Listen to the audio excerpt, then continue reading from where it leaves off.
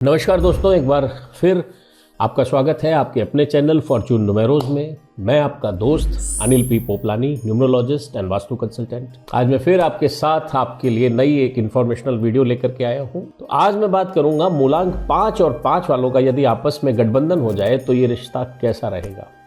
जी हाँ, ये रिश्ता कैसा रहेगा। ये रिश्ता आपस में एक दूसरे के साथ बना रहेगा या आपस में टकराव होते रहेंगे। दोनों का स्वभाव एक जैसा होगा।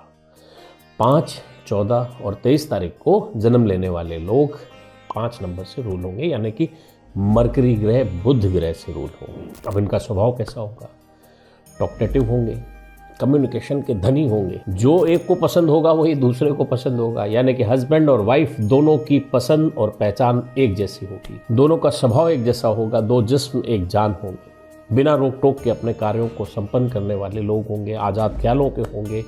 कोई डिसीजन नहीं, कोई डिसिप्लिन नहीं, कोई डिस्कशन नहीं, बस केवल अपनी मर्जी से काम करना। जॉली नेचर वाले होंगे। घर का माहौल भी खुशनुमा होगा। जॉली नेचर होगा तो जाहिर सी बात है कि हंसी मजाक भी होगा। घूमने फिरने के दोनों शौकीन होंगे। कोई बैलेंस नहीं होगा लाइफ में। बैलेंस मीन्स किसी भी तरीके का फाइनेंशियल बैलेंसिंग की कोई परवाह न करके एक तरफ केवल और केवल अपनी मर्जी से कार्य करना। दोनों सेम फील्ड के हैं तो एक जैसा एटीट्यूड होगा। क्रिएटिव नेचर के होंगे। क्रिएटिविटी कूट कूट के भरी होगी दोनों में। ये तो हो गई इनकी पसंदीदा बात जो आपस में एक दूसरे को इनके साथ मिलाएंगी।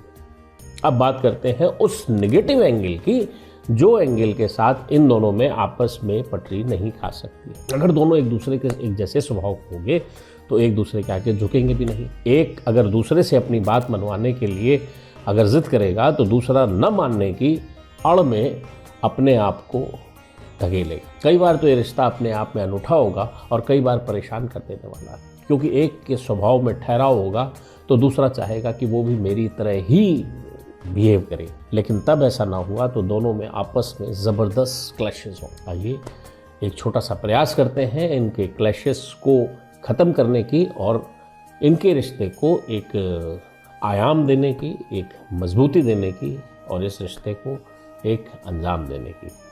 तो चलिए अब जानते हैं वो उपाय।